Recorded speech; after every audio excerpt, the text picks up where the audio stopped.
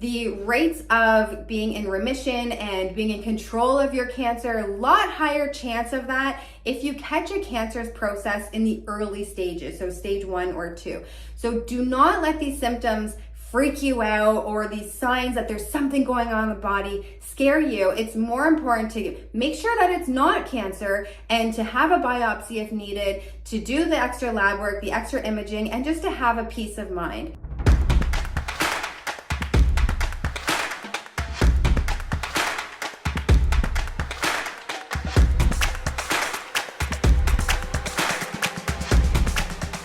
The statistics are horrifying. 1 out of every 2 people will develop cancer in their lifetime.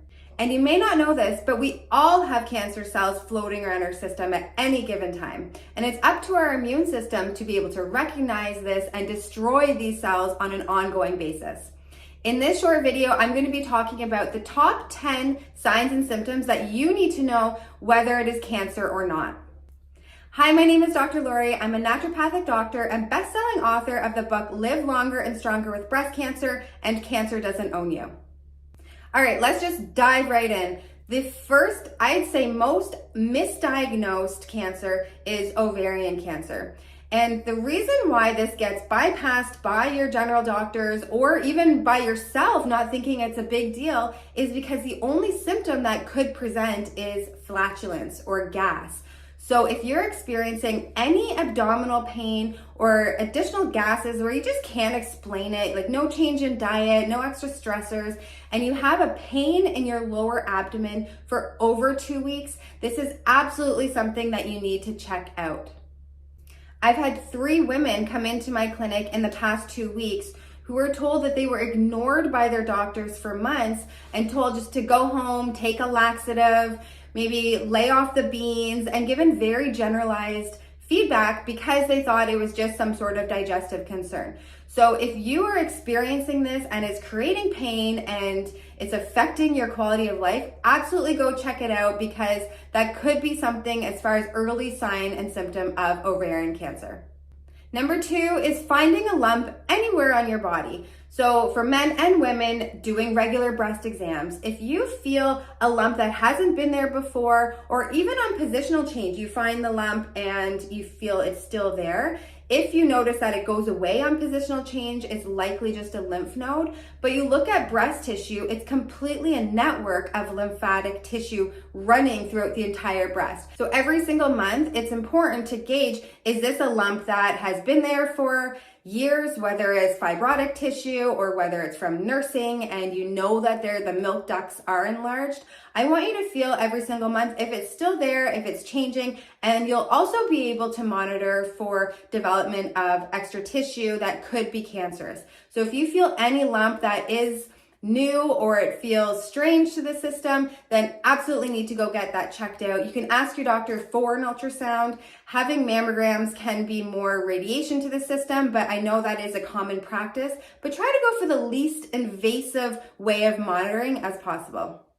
Number 3 is looking for pigmentation changes in the system. If you all of a sudden start bruising very easily, or you look at your body and you don't remember actually hitting yourself there or bumping into something, then that could be a sign that there's something going on with the bone marrow and the way your body is producing platelets. So be aware of discoloration or changes in the skin color and tone. The most common type of skin cancer is melanoma, and this is something that you'll recognize a lesion on the body, and if it changes in the symmetrical shape of it, the color, if it starts to enlarge, if the dimension is actually rising, then absolutely go see your dermatologist and check this out. So it's good to do a full body scan every month, looking at different lesions and monitoring them, seeing if it's something that you need to get looked into further. If it's a mole that's been there your entire life, likely it's not anything to be worried about. But if you see that mole growing and changing in color, that could be an early sign of skin cancer. Before I go further, I want to make sure that you have downloaded my free book. The link is in the description. It's all about the top 160 ways that you can boost your health and beat cancer daily, completely for free, or you can visit DrLori.ca to access right away. Now, typically for men and women, weight loss can be a very healthy thing when you are exercising and changing your diet. However, if you're experiencing more than 4 to 5 kilograms of weight loss in a given month without changing your diet or exercise routine, this is something to be concerned about. Unusual weight loss is a sign of thyroid cancers, and you can go to your family doctor, ask to get a TSH, T3, T4, reverse T3, and even thyroid antibodies to dig deeper, and likely they'll send you for a thyroid ultrasound. If there was a thyroid issue, it would cause a whole slew of metabolic effects. So you may find that you get more anxious, you get heart palpitations, you just feel like you're getting hot sweats and sleeping disturbances and even mood changes. So make sure that if you're getting any of those symptoms as far as rapid weight loss, definitely go investigate that further. A lot of the later stage cancers that tend to come into my clinical practice is where men or women say, you know, I was too busy and I didn't want to go to the doctors because I just felt that this would go away. For example, if they had a cut on their leg or on their arm and they found that they just were not healing as fast as they should have. So they say, oh yeah, that's been there for many, many months, or it's been there for a year and it just doesn't seem to heal. If you are finding that any lesion in your body takes longer than 4 to 5 days to have a healing mechanism kick in, this is another reason to go in to see your doctor.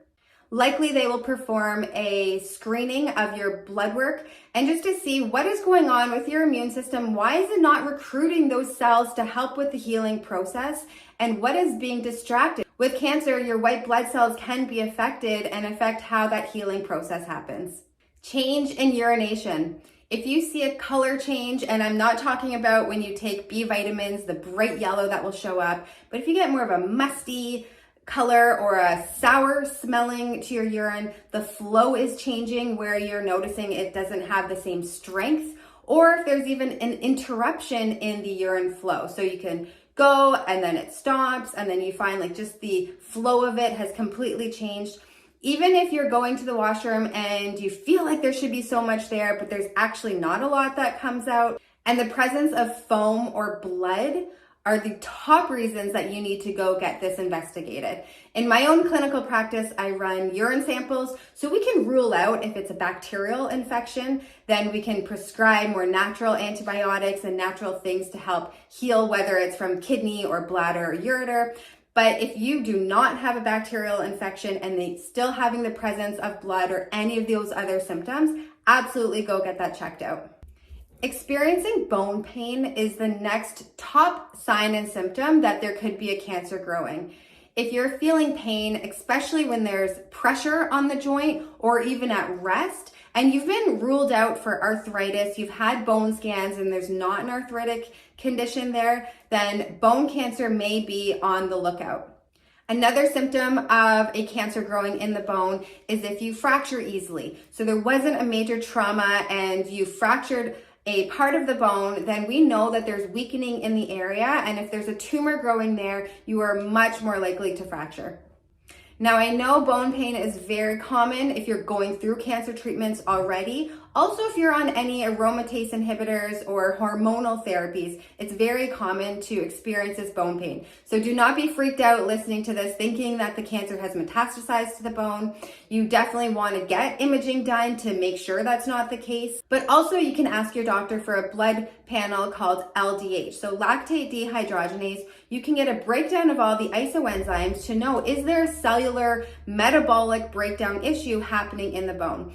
I like these numbers to look optimal all the time. So it is something that can change as your cancer care is being more integrative and more controlled. So that's something you want to ask your doctor for, whether you're at the beginning of the cancer journey or even if you're in a preventative state, just to make sure that you're in a good place.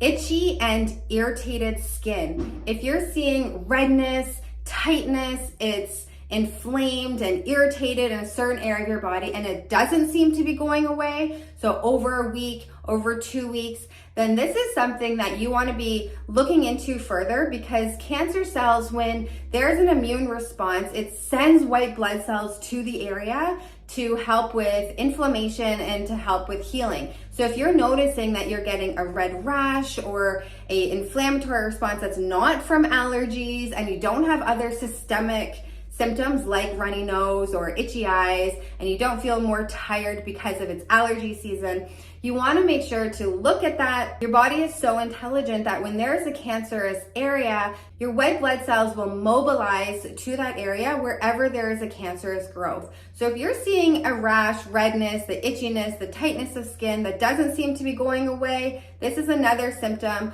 of a cancerous process happening in the body. I just wanted to remind you, if you have not downloaded my free book, Cancer Doesn't Own You, then go check that out now, or wait till the end of this video. You can access it from the link in the description, or you can go to DrLori.ca to get your free copy. Lastly, are lesions going on in the mouth. If you have any kind of ulceration, a bump on the tongue, the roof of the mouth, and you feel it in the throat, on the gums, if there is a lesion there that has not been going away for over a week, over a month, and you suspect that there's something odd, that your body is just not healing, that is also another cause for concern. So it cannot harm you to go get these checked out. The rates of being in remission and being in control of your cancer, a lot higher chance of that if you catch a cancerous process in the early stages, so stage 1 or 2. So do not let these symptoms freak you out, or these signs that there's something going on in the body scare you. It's more important to make sure that it's not cancer, and to have a biopsy if needed, to do the extra lab work, the extra imaging, and just to have a peace of mind. I've already said lastly, but there is one more. If you're getting changes in bowel movements, so if you're noticing that your stool is more narrow, or you're getting more diarrhea, or you're feeling more constipated, any change in bowel habits is also a reason to have a colonoscopy done. Check out to see if there's anything abnormal growing in the gut.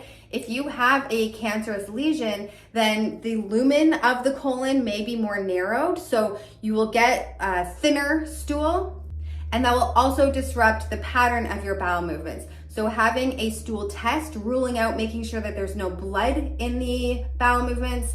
They may investigate further, have a colonoscopy done, just to rule out any abnormal polyps or anything that could potentially be cancerous in the body.